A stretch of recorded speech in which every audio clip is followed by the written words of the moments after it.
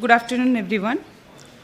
Now, I request Shri Sarat Chandra Dixit, special guest, to kindly deliver his address to our revered modern teachers on the topic Indian culture and modern teachers. Most revered Swami Shivaji Dalandaji Saraswati Maharaj, most respectable Professor Deeptimay Das, the initiator of this function, Mohanlal Agarwal, respectable teachers who have participated in this orientation program. I feel myself proud to get a chance to give some instruction through reading to the Indian culture and modern teachers. On this topic, I will go on. Indian culture or Bharatiya Sanskriti is the culture which is professed by the people of India or Bharat. This culture is said to be the oldest and the most ancient culture of the world. It is based on the Vedas. Therefore, it is known as the Vedic culture.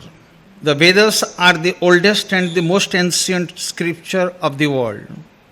The Vedas are said to be emanated from the heart of the Almighty Supreme Lord through his nostrils, and are said to have been revealed to the ancient seer, rishis and munis of the sacred land of Bharatavarsha.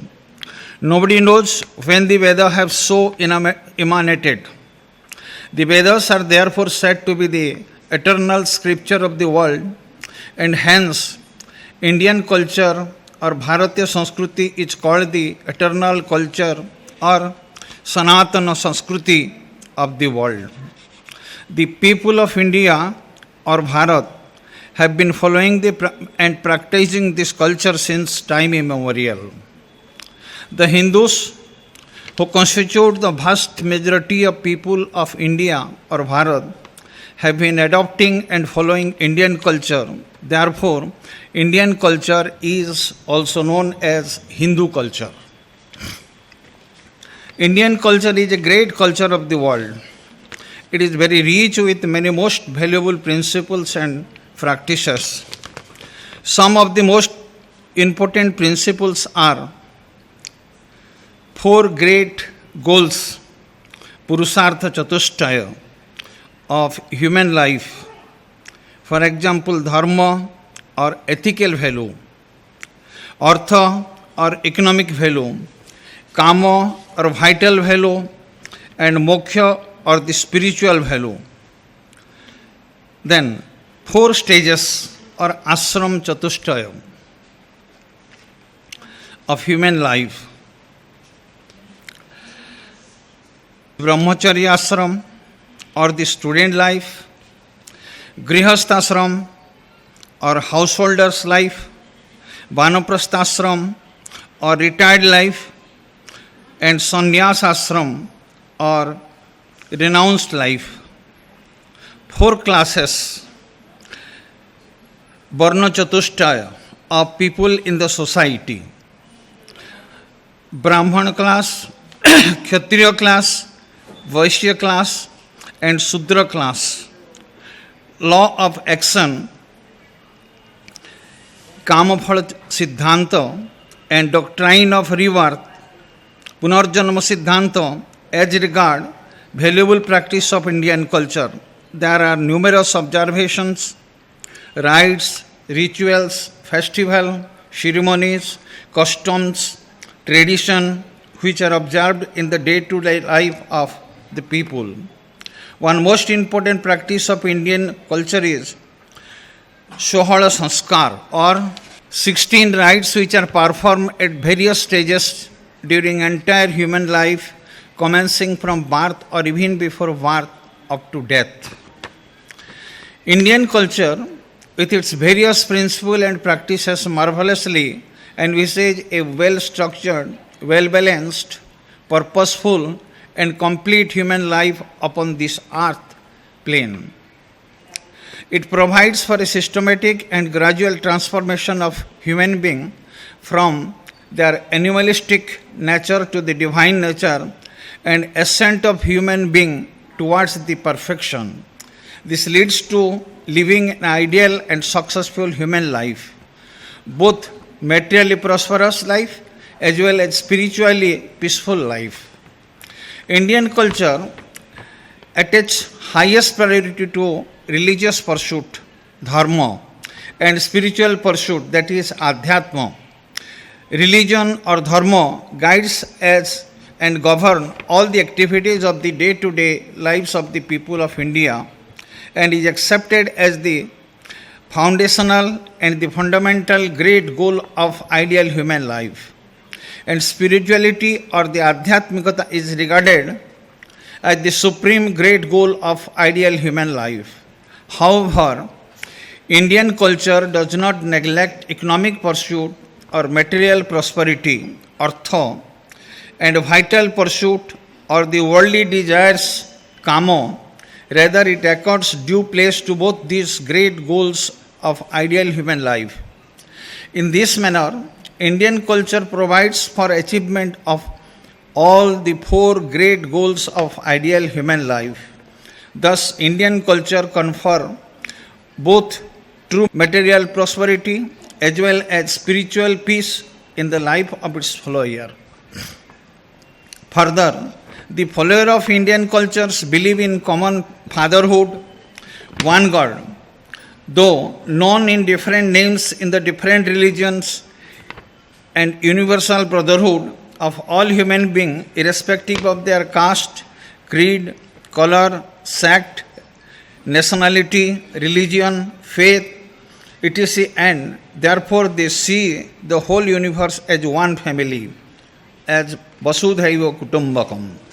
Therefore, Indian culture provides not only for the uplift and welfare in individual personal life of its follower only, but also seek for the good and the welfare of all human beings of the whole world, irrespective of their culture. The followers of Indian culture pray for the welfare of all the living beings of the world. This is very much evident from the prayer that they offer to God, such as, may all people of the world free from diseases, sarve santu niramaya. May all people of the world become prosperous, sarve sam mangalam bhavantu. May all people of the world become happy, sarve bhavantu sukhinah. May all people of the world become peaceful, sarve sang santir bhavatu. They even pray for the welfare of other living beings of the world, such as animals, insects, plants, and trees. In view of the foregoing, the great Indian culture is said as the sublime, lofty, unique, and ideal culture in the world.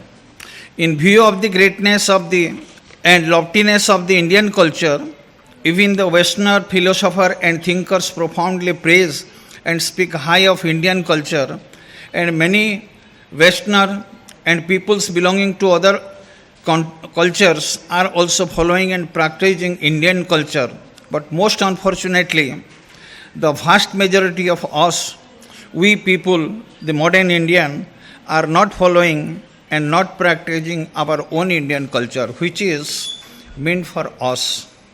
Instead, we are following Western culture, which is alien and not meant for us, and which is materialistic, vastuvadi, sensual pleasure oriented, bhogavadi only. Consequently, there is materially prosperity but no peace in our personal life. Instead, there are sorrows and miseries only in our lives. Thus, we deprive ourselves of the immense benefit of Indian culture and we leave our precious human lives in vain. What to speak of following Indian culture? Many of us, for no fault of ours, even do not have adequate knowledge about our own Indian culture. The basic reason for lack of such knowledge is that there is no provision for imparting of education on our Indian culture to the student in our modern schools, colleges, universities. Therefore, many of us, our modern teachers, who were previously students in modern schools and educated under modern education system, and who do not have adequate knowledge about our Indian culture and do not follow the same in their personal lives, are also not in a good position to teach their students on Indian culture. And also many of our modern parents who were previously students in modern school and educated under modern education system and who do not have adequate knowledge about our Indian culture and do not follow the same in their personal life are not in position to train their children on Indian culture at their home. Also, the materialistic pattern of life of many of our elderly persons in the society who were previously students in modern schools and educated under modern education system and who do not have adequate knowledge about our Indian culture and do not follow the same in their personal lives do not instill inspiration to our modern students to follow the Indian culture. In the above situation, we and more particularly we the modern teachers greatly and urgently need to be well equipped and rich with adequate knowledge on our great, lofty, unique ideals and glorious Indian culture, and after that we the modern teachers primarily as Indian and more as master of students need to impart teaching to the students on the greatly needed subject of Indian culture. In this connection, if the study curriculum contains teaching on some aspect, topic of subject of Indian culture, or teachers will continue to teach the same to the students, and if such teaching do not cover all aspect or topic of the vast and entire subject of Indian culture, our teachers may impart teaching to the students on remaining aspect and topics of Indian culture informally. They may do so by taking one or two classes every week beyond school classes or even on Sunday and holidays and as an act of charity without taking any fee. Such imparting of teaching constitute charity of knowledge by our modern teachers. Charity of knowledge is stated to be our ancient spiritual scripture as the greatest amongst all kind of charities. And such charity will yield immense benefit in the personal life of our modern teachers in many ways. Our modern teachers may also prescribe various books on Indian culture to the students for their self-study. They should also inspire and encourage our modern students to follow and practice Indian culture in their day-to-day life. By practicing Indian culture, our modern students in their future life can live both materially prosperous life as well as spiritually peaceful life. In this manner, they can live a well-structured, well-balanced, purposeful, complete, successful, and ideal human life. Thus, they can derive immense benefit, both secular and spiritual, in their personal lives. In addition to imparting intellectual teaching on Indian culture to their students, our teachers themselves also need to follow and practice Indian culture in their day-to-day personal life. Thereby, they themselves can derive immense benefit in their personal lives. Also, they can become living example as followers of Indian culture before their students.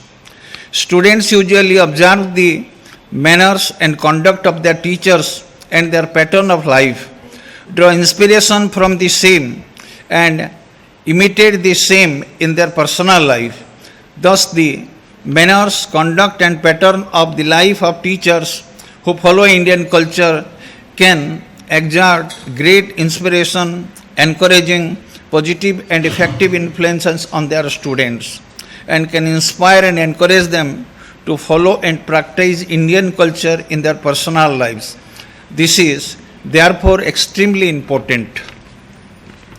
Further, following and practicing Indian culture in their day-to-day personal lives by our modern teachers not only confer great benefit upon them, but also put them in a good position and enable them to train at their homes their own children also on Indian culture.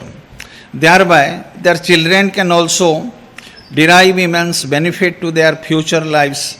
Further, such teachers can become the role model in the society. Thereby, other students and also the people around them in the society may get highly inspired and greatly influenced by their personal lives.